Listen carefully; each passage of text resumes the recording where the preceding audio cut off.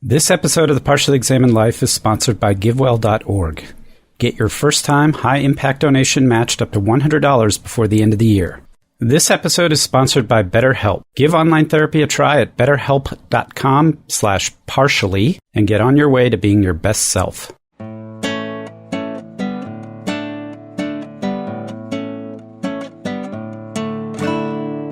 You're listening to The Partially Examined Life. This is part 2 of episode 305 on Blood Meridian. We were talking about the relative aptness of the term gratuitous to describe the violence in Blood Meridian, and wanted to make sure that we got to talking about Judge Holden's characterizing of the meaning of life.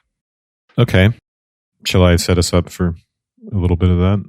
Before you do, let me just throw in that thing. So there's a notion out there on the internet, anyway, that this book is unfilmable. It can't be made into a movie. And I think it's exactly those two topics, namely the violence in combination with kind of the philosophic positions and representations by Judge Holden that are commonly used as justifications for why it might not be possible to turn this into a movie. If it was done right, it would make an incredible movie. Did you guys see the new All Quiet on the Western Front, by the way, the German? No. It's incredible and explicitly violent, but it's a masterpiece. I have to watch that. And that book was a famous anti-war book. I think when we were in high school, I think we all had to read it, right? Mm-hmm. And early Academy Award-winning film was based on it. So it's an anti-war movie, anti-war book and anti-war movie, that it can only communicate that through the explicit violence. I didn't read a ton about the movie question. I read a little bit, but Ridley Scott, it was an example of a director that apparently worked on it for a long time, trying to make it into a movie. And he is not a director who has shied away from having violence in his movies. The violence is so over the top that if you're true to the book, you're going to be creating something a lot of people are not going to be able to watch, I think. But then if you don't include it, but there's so much. The visual magic in this book is just waiting for cinematic treatment. The blue lightning storms and the desert and all that. And I actually didn't do a lot of this, but I was hoping that someone had done a video journal tour of the route so I could see everything that's talked about, right? Maybe that's been done. Maybe that will be done. That would be in and of itself amazing. And I saw the map. Yeah. Yeah, you can find maps online. That would be really interesting, a video journal. I didn't find a good map. The maps I found showed paths, but it didn't show the path, right? Which I found pretty frustrating. Like, it's the obvious thing you would do, right? Is what did they actually do? Maybe you have a separate one for, was it Toadvine and Brown that go to San Diego as a little bit side excursion, right? But for crying out loud, just draw the line. I know. I had the same thing. I don't like the map that. Yeah, there's that map that out there, but I can't read it either. I think, Wes, you're wanting to have us get to the... yeah, let's do some Judge. the philosophy of Judge Holden. Let's do some Judge Holden. The philosophy of Judge Holden. Yeah. It's very convenient that we have such a vocal character in the book to tell us what it's about. And to offer, I was going to say, a philosophically sound thesis, but not to say that it's right. It's not wrong, but it's an option that's not often talked about, even though it's enacted, right? So war, why do people do war so much? It's impractical. Like I reject the so-called realists who think wars, these big strategic objectives. It's always a disaster for everyone. So it's a meaning-making activity. Chris Hedges wrote a famous book called War is a Force That Gives Us Meaning, or something like that. And I think we got into this a little bit with our Simone Weil episode. Iliad, Poem of Force, I think was the essay we read on this. I think maybe the best place to start with Judge Holden is chapter 17, the War is God part. There are some antecedents to this that we could go back to. Like there's a bit of the judge stuff in chapters 11 and 13, but I think 17, I mean, it is distilled there, right? Yeah, so he'll start out earlier on. He'll give a bit of a Schopenhauerian idea of the world as this fever dream with a calamitous destination. That's basically the summary of what he says about that. And then... I'm sorry, I'm laughing because I just opened 17 and turned and said, across from him sat the vast abhorrence of the judge, half naked, scribbling in his ledger. He's constantly naked too, but that just like the abhorrence of the judge. We haven't even mentioned that he's a murderous pedophile, but I was going to point to exactly that part because it's the setup for the section that Wes is pointing us to.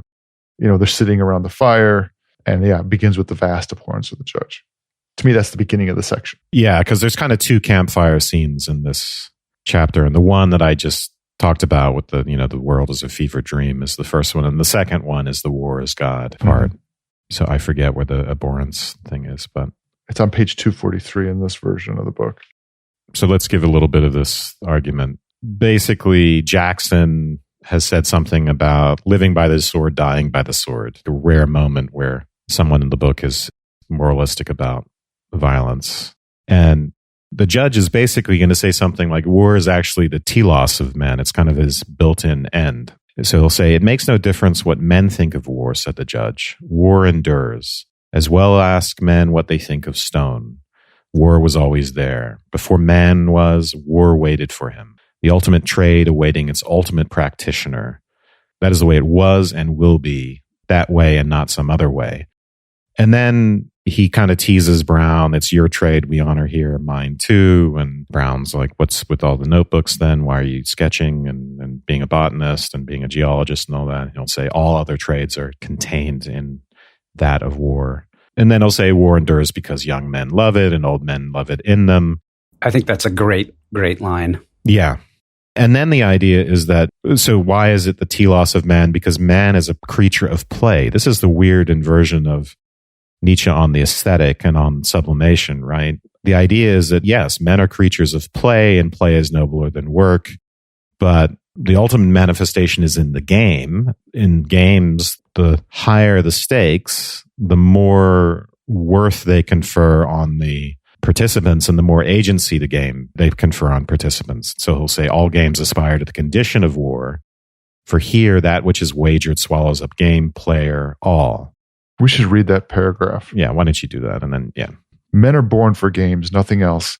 Every child knows that play is nobler than work. He knows, too, that the worth or merit of a game is not inherent in the game itself, but rather in the value of that which is put at hazard. Games of chance require a wager to have meaning at all. Games of sport involve the skill and strength of the opponents, and the humiliation of defeat and the pride of victory are in themselves sufficient stake because they inhere in the worth of the principles and define them. But trial of chance or trial of worth, all games aspire to the condition of war, for here that which is wagered swallows up game, player, all. Suppose two men at cards with nothing to wager save their lives. Who has not heard of such a tale? A turn of the card, the whole universe for such a player has labored clanking to this moment, which will tell if he is to die at the man's hand or that man at his. What more certain validation of a man's worth could there be?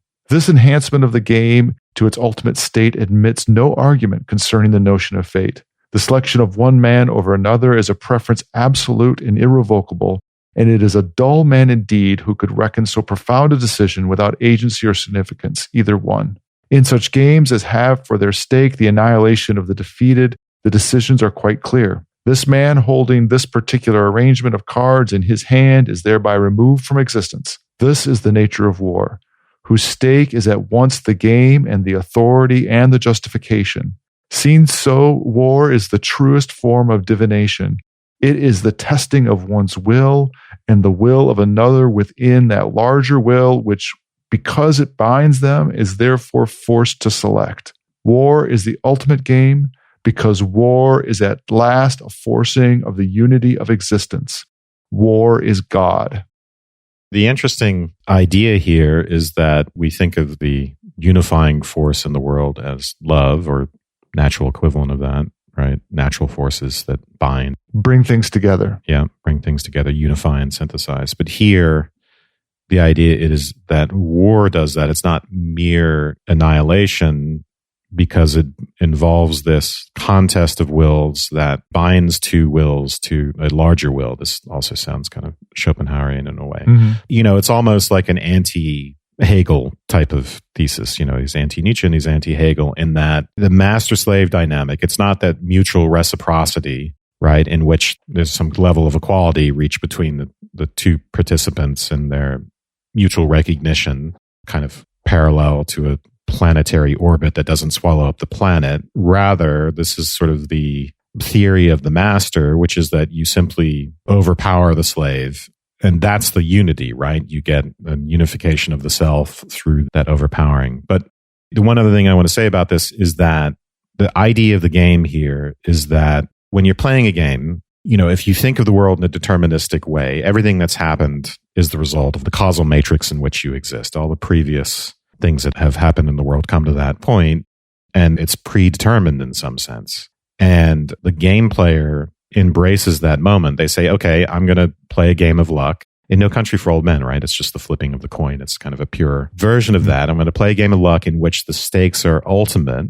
And I'm going to kind of retrieve agency out of determinism by making the decision to go along with the determinism, whatever deterministic or chance result comes. And not only that, I'm going to stake my life on that. I'm going to make this appeal to what the judge calls the historical absolute. This is why violence is taken to be the road to agency, is because in being violent and getting into a contest of wills, which is violent, and playing a game for the ultimate stakes, I am willfully subjecting myself to the outcome of that battle, even though in some sense it's predetermined, probably by just who's bigger or who has more force, right? But also by a lot of other preceding causal forces.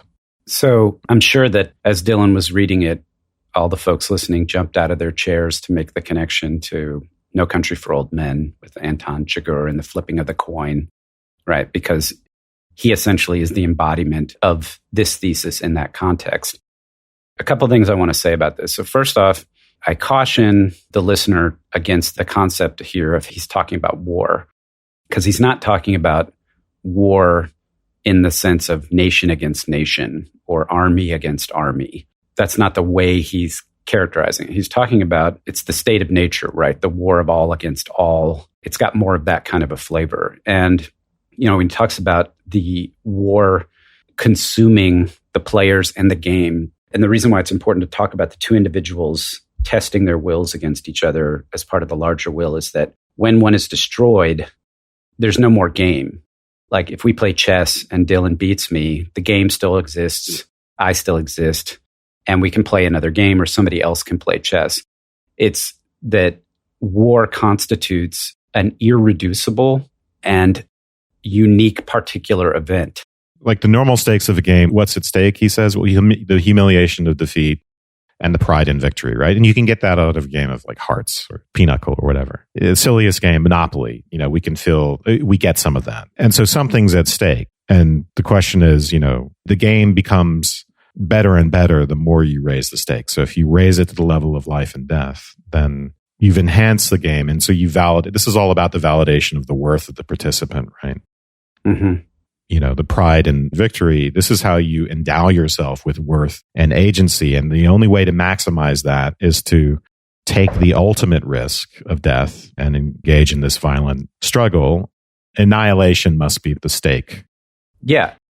Annihilation is the stake, but the vindication or what you get at, it's not just survival, but it's the extinction of somebody else's existence, right? So it's a combination of wagering, but also winning that wager in the form of, like if I was going to tie this back to, for example, Heidegger, gratuitous name drop, I apologize for violating the rule. But the notion that death is the end of possibility, right? Death represents Dasein's not having any future projection anymore, possibility. It's the snuffing out, essentially, of a world, right?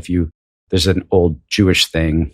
Basically, the idea is that, if you take a life, it's as if you had taken an entire world, because that person could have children, those children have children, and you could be cutting off an entire future of people and possibilities and worlds. And I think that's part of this as well. So the judge doesn't characterize it this way, because if you think about it in the descriptions of the violence that they perpetrate, which, by the way, I'm trying to recall if we ever have any explicit descriptions of the kid actually perpetrating any of the atrocities the way some of the others do. But it's oftentimes, it seems as though they're not actually risking.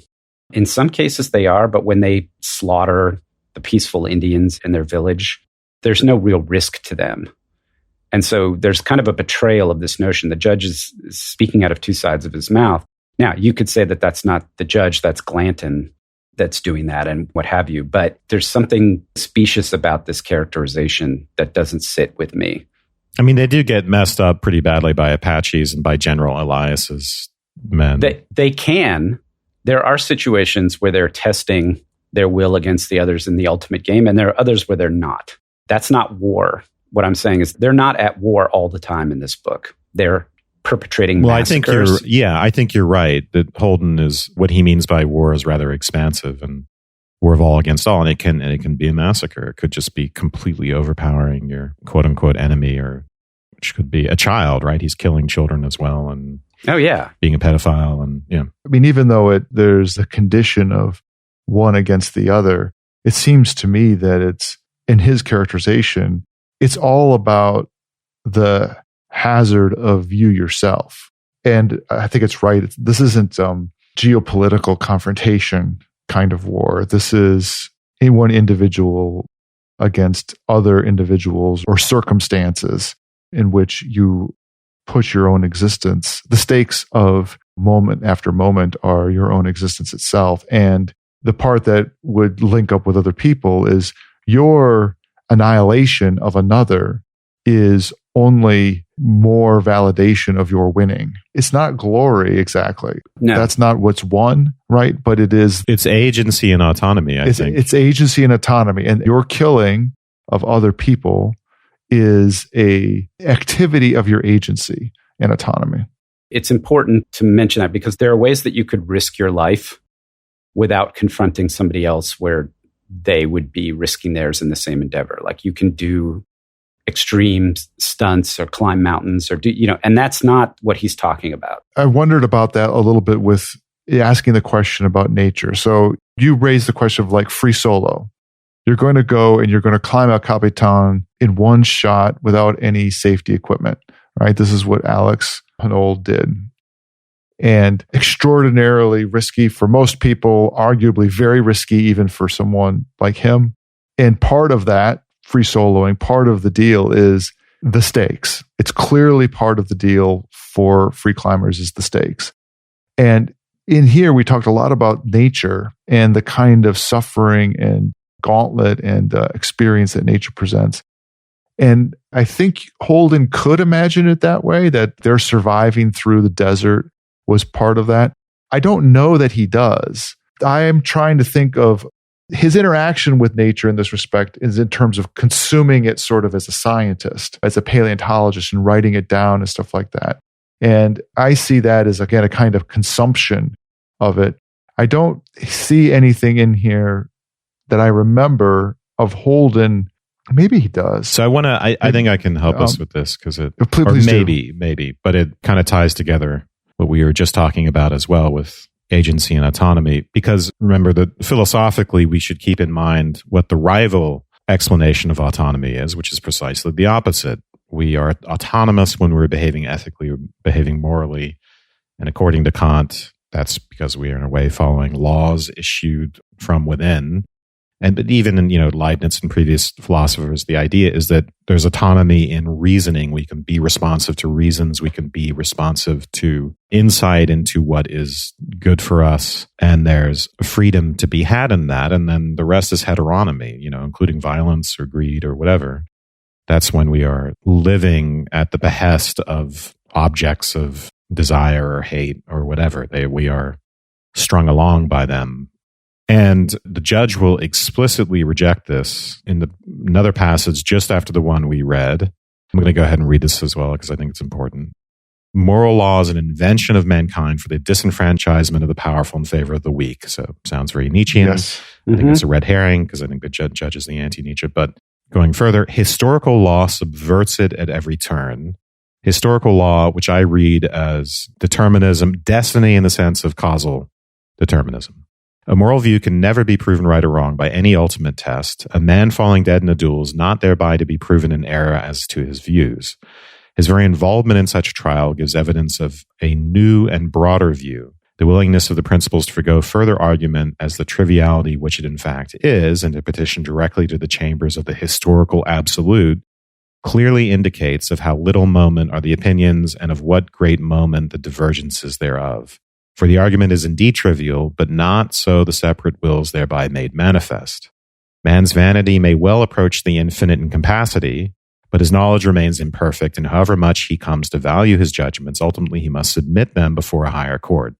Here are considerations of equity and rectitude and moral right rendered void and without warrant, and here are the views of the litigants despised. Decisions of life and death and of what shall be and what shall not beggar all question of right. In elections of these magnitude are all lesser ones subsumed, moral, spiritual, natural. So what is the argument he's making? There's a little bit of a skepticism. He's saying our knowledge is too imperfect to prove anything about our values. We can't prove right and wrong. So it's futile to argue about that and to do the very thing that I was just talking about as the key to autonomy, which is reasoning, right? Moral reasoning would be the key to autonomy. He says that's futile. That is not the path to autonomy. It's never going to give you a final proof of anything. The only final proof is the historical verdict, is the verdict of history and the historical absolute, which is to say our destiny as determined by all the causal forces that, lead us to that destiny. So fate might be the wrong word, but destiny becomes the norm. That's the only norm. Not, is it right to kill this person? Is it not right to kill this person? It's just, is it destined to happen? Is it written? That becomes the norm. And then you gain agency by saying, I am going to gamify. I'm going to embrace this high stakes game and not run from it. I'm going to submit myself to destiny by putting myself in the position to kill and be killed, and at all moments to get that verdict rendered up, right? The verdict that moral argument can provide, I can have it rendered up by war or, violence, but also, Dylan, just to speak to your case, by the environment, by man against the whole man against nature thing, all of that, I subject myself to risk. And it's not about adrenaline as we might think with like a mountain climbing thing. It's about agency. Yeah, it's about agency. It's also, there's something here about the finality of violence. This notion where he says, we don't think that if somebody wins a duel that they're morally vindicated. There's a romantic view that God would support the one who was in the right, and that you would have a duel, and whoever won the duel was ultimately in the right as far as this. But psychologically, we do tend to think that. Like Nietzsche formulated this in a phrase: political superiority always resolves itself into psychologically superiority, or victims blame themselves. We always moralize struggles of power, but the judge is right. I mean, we shouldn't, but we do. We do, but ultimately, it doesn't matter who's right if they're dead. It doesn't matter who is holy if they're dead. Violence unto death renders a judgment which nullifies all other judgments, is his point. And then, after this, he turns to the priest, right? And the priest has no response. Now, it is the priest, or it's not the priest, it's Jackson, who says the good book says that he who lives by the sword dies by the sword, which we referred to in part 1, I think it was. He's explicitly saying, and he could make reference to the Bible. We've talked about violence from the perspective that the individual is about agency and destiny, but violence from the perspective of a force of nature or of some kind of social structuring. He's saying hierarchically it sits above any other kind of consideration, because who gives a shit if you have the best argument in favor of such and such a view if somebody can just take out a gun and kill you. But also the argument can never be resolved because of our imperfect knowledge. But violence is perfect, right? As you put it, Seth. Violence can be absolute and perfect in a way that moral reasoning never can be. When you die, the argument has reached its conclusion decisively, right. And no one can argue against it. But again, I just want to emphasize the fact that the agency is it's not destiny busting. All of that imagery with them, they're being driven by the sun across the desert, and it's like they're dolls and raggedy men, and they don't. The special irony of the book, or the judge's thesis, it's that submission to destiny in the sense of the most high stakes conflicts, the results of high stakes conflicts. Submission to that destiny is ironically, weirdly, the only form of agency. So you try to retrieve freedom out of determinism by endorsing determinism, by making determinism your norm. This show is sponsored by BetterHelp. At various times in my life, I felt overwhelmed and recognized the need to get professional therapeutic help. At first, it was very hard to admit that I couldn't power through by myself. After I got tangible benefit from therapy, I had the confidence to seek professional help for coping skills, relationships, career challenges, and even parenting. If you feel like you need a user manual for life, it's time for BetterHelp Online Therapy. When you enter a relationship with a therapist, you want to know they are skilled professionals. BetterHelp therapists are licensed, trained, experienced, and accredited. You can be confident that BetterHelp will match you with someone who can help. Speaking of matching, one of the challenges of trying to find a therapist is doing the research needed to find someone with the skills and style to meet your needs. BetterHelp makes this easy with a simple but comprehensive intake questionnaire that ensures they'll only recommend good options for you. You'll quickly find a great match. Finally, BetterHelp removes barriers to the benefits of therapy by making it accessible, affordable, and convenient. If you are struggling with life's challenges, BetterHelp gets you assistance anytime, anywhere. As the world's largest therapy service, BetterHelp has matched 3 million people with professionally licensed and vetted therapists available 100% online. Plus, it's affordable. Just fill out a brief questionnaire to match with a great therapist. If things aren't clicking, you can easily switch to a new therapist anytime. It could not be easier. No waiting rooms, no traffic, no endless searching for the right therapist. Learn more and save 10% off your first month at betterhelp.com/partially. That's BetterHelp, HELP.com/partially. You love to open your heart during the holidays and make a difference in other people's lives. But when you donate, how can you feel confident that your donations are really making an impact? Well, you could do this by doing weeks of research to find charities, figure out what they do and how effective they are, and how the charity might use your money. Or you could visit GiveWell.org. There you'll find free research and recommendations about charities that save or improve lives most per dollar. GiveWell spends over 30,000 hours each year researching charitable organizations and only directs funding to a few of the highest impact, evidence-based charities they've found. Over 100,000 donors have used GiveWell to donate more than $1 billion. And rigorous evidence suggests that these donations will save tens of thousands of lives and improve the lives of millions more. And using GiveWell's research is free.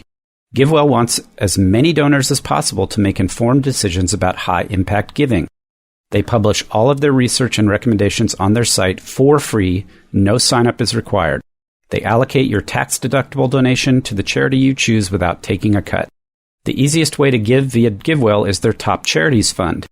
Every quarter, they put your money where it will do the most good and also where the highest priority need exists. This is how I donate, and you should too. If you've never donated to GiveWell's recommended charities before, you can have your donation matched up to $100 before the end of the year, as long as matching funds last. To claim your match, go to GiveWell.org, pick podcast, and then enter the Partially Examined Life Philosophy podcast at checkout. Make sure they know that you heard about GiveWell from the Partially Examined Life Philosophy podcast to get your donation matched. Let's talk a little bit about the unity that Holden is pointing to, because I think that's part of what would turn on. I mean, he, in that section, the great unity is in acts of violence and in the submission of yourself to that game and that test, and then the ferreting out of the survivor.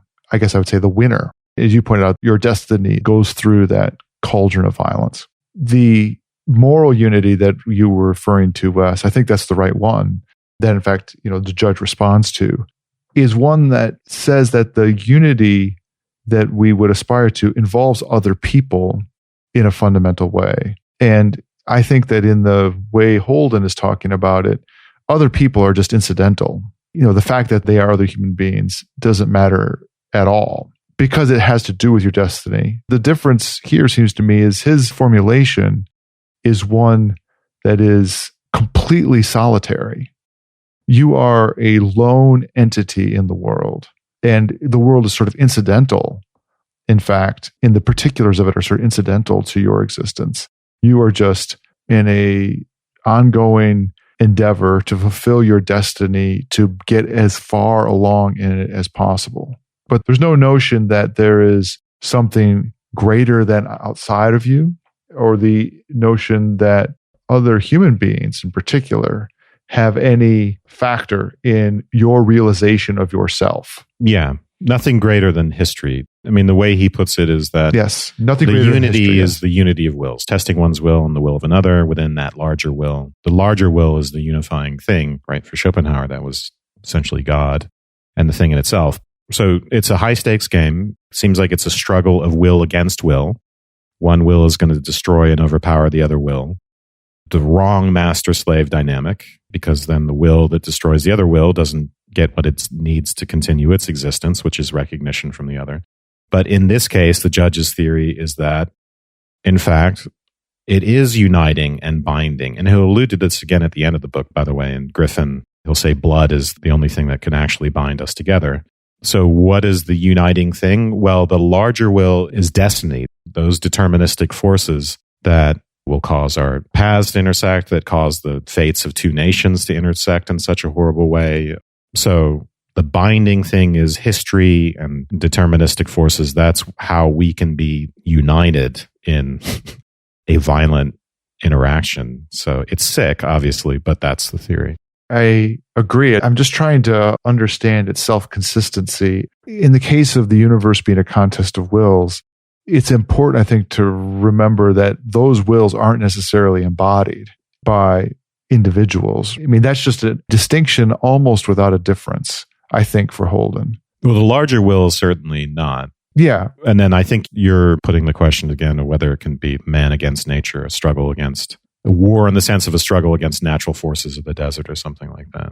Which yes, and this is where, is it going too far to say it's a destiny as history and it's sort of your mere existence when having continually put your own existence to hazard? That is the pinnacle of agency. And all those other forces that you've put yourself to a hazard, and that the will would be the thing that you are hazarding against, the will of the universe in a myriad possible manifestations.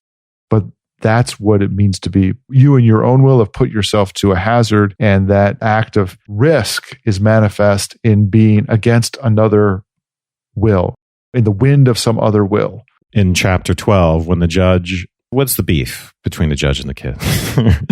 The judge suspects that the kid is appealing to the moral law instead of the law of history, right? So he will say, chapter 12, Chapter 12, when the judge visits him in jail. And this is after, in jail is the first time the kid gets a bit vocal and starts talking about, in a remorseful way to the jailers, I think, about what he's been involved in.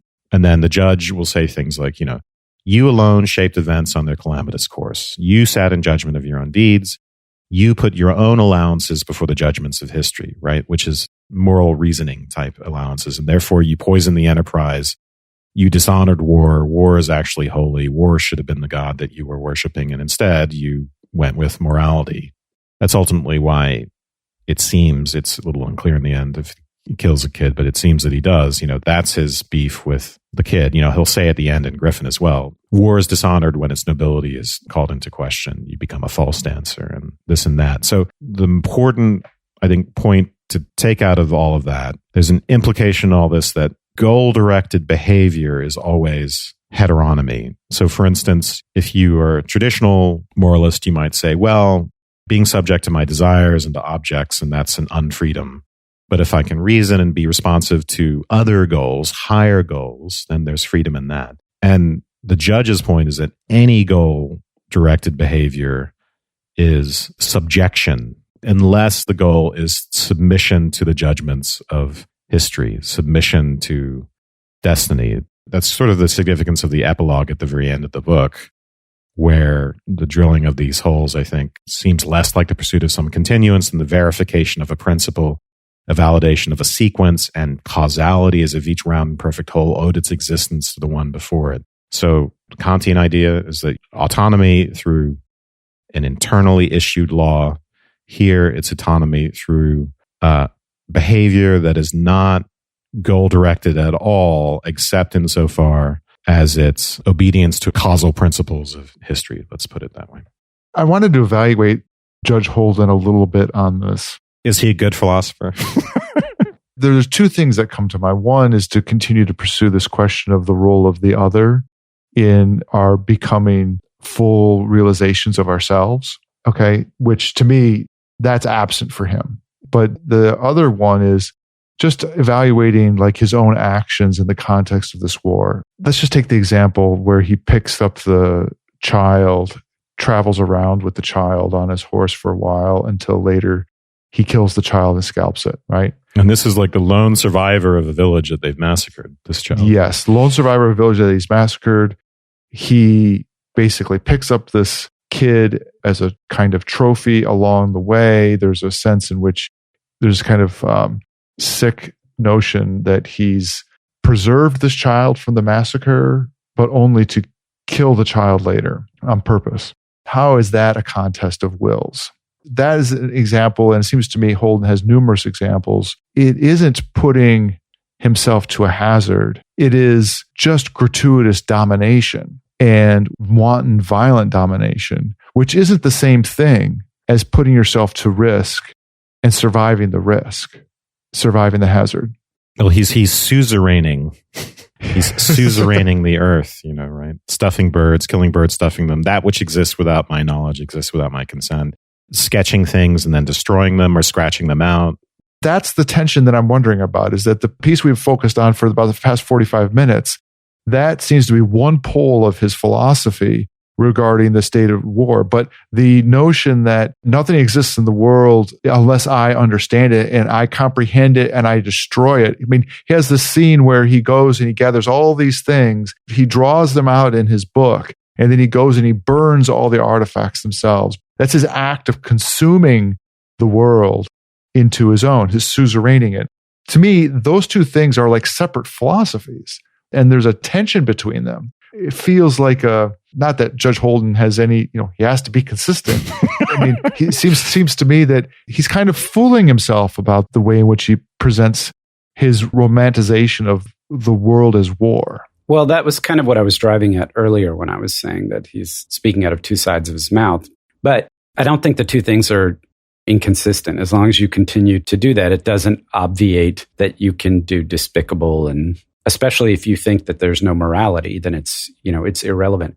Well, we can go back to that, but I do think that they are inconsistent with one another. What I wanted to say was, because I think we got to kind of get towards the end anyway, is that the suggestion is, it's not just the suggestion, it becomes clearer, but in retrospect, all of these conversations, all these discourses that the judge is doing are for the sake of the kid, because he doesn't care about the other people. They're either fully in or they're like the ex-priest. They're irredeemable from his perspective. The kid is the one he's trying to figure out. The kid is like Job or something, right? Where he's trying to convert him. And I think that the judge keeps goading him and saying that he never fully committed. He doesn't understand the philosophy of violence and war, and that what the judge wants is for the kid to kill him or try to kill him anyway. And there is that moment, I think it's in the penultimate chapter or the chapter before that, where the kid and the priest are in the desert and the judge walks by and the priest keeps telling him, this is you've got to do this. This is your chance. And the judge says, I've walked by you twice and I'm going to walk by you again. A third time. You do not have it in you. You cannot do this. But it's as if he's setting the stage. So ultimately, the judge is wagering in a very real way his existence. And because he's winning by not annihilating, in some sense, his opponent, although we know he eventually does. But it's like he's giving the kid multiple chances to validate his thesis and to fully become an autonomous individual. And then after, the kid's 16 when the whole thing ends, and he's 28, I think, when they meet in Griffin. So it's been 12 years. And mind you, right before he goes to Griffin, the kid kills a child, a 15-year-old, at the campfire. I don't know if you remember that. Mm-hmm. By the way, the child, this is one of the two brothers whose grandfather was the guy they tell the story about. Well, the child comes back. But it doesn't matter. Rifle at him it's a test of wills. He went to war and he tested his will, and he did it by hiding out because he knew the kid was going to come back and try to kill him. Yeah, he tries to hide from the kid. The kid comes, Well, and by the way, talk about those two kids being the grandchildren of a guy, a traveler, who was murdered and buried in the road. And do you remember them telling the story of the old man who's the blacksmith or whatever? The judge tells the story. The harnesser. Harness maker, yeah. So the implication is that these two kids are the grandchildren of that guy who got murdered, the one who gets killed by the harness maker. And to wrap us up for today. Okay, so maybe we could talk about that in the third part. Because the theme is the frozen, what does the judge call it? The point of that harness maker story is to say that there's a concept, and the book begins with this, of violent regression based on an idealized father figure that has simply disappeared from one's life. The frozen god of the father or something like that. And Holden, at the end, tells the kid, "You could have been my son." Mm-hmm. Yeah. We should probably talk about the Jakes. The dancing which is bear. bizarre and incomprehensible. Oh, and the dancing of Judge Holden. The dancing bear, and then Judge Holden takes over. The pigs. Yeah. So it all comes full circle, right? So you have the dancing bear in the saloon who gets shot by by somebody after the bear's owner tries to ask him for money.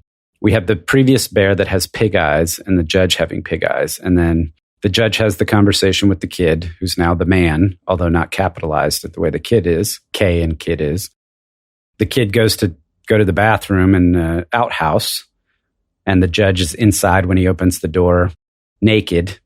Bear hugs him and locks the door behind him. And all you get after that is just two men, I think, who look in and are dumbfounded to the point where they can't even describe or what the scene is in there. It ends with the judge on the dance floor, dancing naked, like the bear twirling around. It is bizarre. He never sleeps, he says. He says he'll never die. He never sleeps, the judge. He is dancing. He says that he will never die. The weirdest paragraph is the last one. It's sing-songy, like into a fade into a fever dream. Yes. It's different than everything that comes before. It's in present tense. There's a few places where the book does go into present tense in an odd way from past tense, but this is the most prominent one, as if now we are talking about a force of nature and a principle and something that does exist forever and is, not to be referred to as something that has passed. This is something he's doing forever. He bows to the fiddlers and he does this, he does that. This is eternal, this dance. This unity aspect that we were talking about does get articulated again as a ritual of letting of blood, which is also related to this gaming. So an orchestration of events. So he's talking with the kid. This is where not having quotation marks sometimes get in the way. A man seeks his own destiny. Yeah. Let me put it this way, said the judge. If it is so that they themselves have no reason and yet are indeed here, must they not be here by reason of some other? And if this is so, can you guess what that other might be? No. Can you? I know him well. He poured the tumbler full once more, and he took a drink himself from the bottle and wiped his mouth and turned to regard the room. This is an orchestration for an event, for a dance, in fact. The participants will be apprised for their roles at the proper time. For now it is enough that they have arrived, as the dance is the thing with which we are concerned and contains complete within itself its own arrangement and history and finale. There is no necessity that the dancers contain these things within themselves as well. In any event, the history of all is not the history of each, nor indeed the sum of those histories, and none here can finally comprehend the reason for his presence, or for he has no way of knowing even in what the event consists. In fact, were he to know, he might well absent himself, and you can see that cannot be any part of the plan if the plan there be. An event, a ceremony, the orchestration thereof, the overture carries certain marks of decisiveness, includes the slaying of a large bear. Now I'm confused, right? It seems like the narrator saying that part. Yeah, it does. And initially when I read this book, I thought, first of all, Judge Holden is all over the fucking place. This is like someone's trying to graft something philosophical onto this. I have much more appreciation now. I think there is a more consistency, and it's a very philosophically interesting idea that the judge actually has. And then at this point, this is often the mark of a bad piece of writing when the author inserts their own commentary on their work into the mouth of a character, in my opinion. In this case, I don't think so. I mean, I think it's fine, but because it's part of the point that the judge is trying to make, I mean, everything is a narrative for him, right? And it's orchestrated, it's a historical, it's predestined, it's a product of historical forces. And so it's not surprising that he sees it through that lens and sounds like the narrator at that point. You were bringing up the ritual and the bloodletting for a reason, I thought. Yeah. So this is pulled and continuing. A ceremony, then. One could well argue that there are not categories of no ceremony, but only ceremonies of greater or lesser degree. And deferring to this argument, we will say that this is a ceremony of a certain magnitude, perhaps more commonly called a ritual. A ritual includes the letting of blood. Rituals which fail in this requirement are but mock rituals. Here every man knows the false at once. Never doubt it. That feeling in the breast that evokes a child's memory of loneliness, such as when the others have gone and only the game is left with the solitary participant. A solitary game without opponent, where only the rules are at hazard. Don't look away. We are not speaking in mysteries. You of all men are no stranger to that feeling, the emptiness and the despair. It is that which we take arms against, is it not? Is not blood the tempering agent in the mortar which bonds? The judge leaned closer. What do you think death is, man? Of whom do we speak when we speak of a man who was and is not? Are these blind riddles, or are they not some part of every man's jurisdiction? What is death if not an agency? And whom does he intend toward? Look at me. Look at me. I don't like craziness, says the kid. Nor I, nor I. Bear with me. The next, yeah. Does he say that? Yeah. Oh, it's hilarious. The next part, which I won't try to read because I know we're running out of time, but it basically will say men's complaints about life actually conceal the fact that they just want to overpower other people, that it's all about power. Yeah. So that consistency is there. Yeah. It's about power. Yep. Yeah. It's Thrasymachus. And then ultimately he comes to this idea, a man seeks his own destiny and no other, said the judge, will or nil. Any man who could discover his own fate and elect therefore some opposite course would only come at last at the selfsame reckoning at the same appointed time, for each man's destiny is as large as the world he inhabits and contains within it all opposites as well. And again, the concept of agency he's trying to retrieve out of that is the endorsement of destiny and subjection of oneself to the highest stakes in relation to destiny, which is death, the possibility of death. I haven't myself given thought to the dancing bear and the dancing of judge. And the dancing of the judge. I mean, the dance is... There was a bloodletting and a ritual letting of blood, and something terrible happens to the kid, we assume. The dance is understandable in the sense, right? The dance is orchestrated. It's when you dance in the way, if you are dancing an orchestrated dance, you're doing moves that other people have defined for you. Mm-hmm. There's a great moment in the movie Ex Machina where the creator of the intelligent robots, they're able to dance, but they're all dancing in concert with him according to his will. So it's a sign of autonomy in a sense, right? And a sign of artificial intelligence. But as creator, he can't but help choreograph their dance to be exactly what he's doing. But anyway, so the dance is something in which you can express yourself and it feels like autonomy and feels like agency in that expressive moment. But you are, if it's choreographed, you are simply going through moves defined by others. And I think that perfectly represents this theory of agency and the embrace of determinism. So, I mean, so that part seems somewhat clear. I just I haven't figured out the poor bear. And then, what do we think of the ending? I think he's mutilated into a horrible mess in the Jake. I agree. I read one internet commentary, and they were like, some people think it was sodomy, but the judge showed no predilection for sexual deviation before. And I was like, okay, you didn't read the book. But I wouldn't be surprised if he sodomized him before he killed him. But I have this image of the kid upside down, dead, with his legs sticking out of the toilet, and out of the abattoir or whatever they call that, the hole. And at this point, he's in his 40s, right? So he's not an abattoir is a slaughterhouse. Sorry, that's not what I meant to say. I meant to say... Though, I mean, it would be an interesting confluence of terms in this case. No, the kid's 26, 28, something like that. 28, yeah. No, in the end, he's in his 40s, actually. What? Yeah. Really? Yeah, because there's a montage, and then it gives you a date. No, I thought the montage was that he was 28. I would have sworn that. He is 28 at a certain point, and then you get another fast forward. So he meets the judge again after 25 years? Yes. There are decades of him having different trades, traveling I didn't realize around. that was... I really thought it was just 12 years, but okay, I'm not going to... maybe I'm wrong. You guys can correct. I don't think we need to... Well, we can sort that out for the third. Yeah. There's plenty more for us to talk about in a third. Including this concept of the frozen God of the father, the abandoning father of the father who's died too early. Yes. Things like that. Because the judge tries to make it speak to what's happening to the Indians. And also it speaks to what's happened to the kid and the idea of a regression to violence that is based on this condition. The concept of regression actually turns out to be important as well. Okay. So if you're a citizen, you can look forward to listening to part 3 of the discussion on Blood Meridian. For our next episode, we're going to return to some law and political philosophy and while we talk about unenumerated rights. You can participate in the conversation in general by commenting on the blog post for the episode at partiallyexaminedlife.com or emailing us or on Facebook or Twitter. Thanks for listening. Good night. Good night. Good night.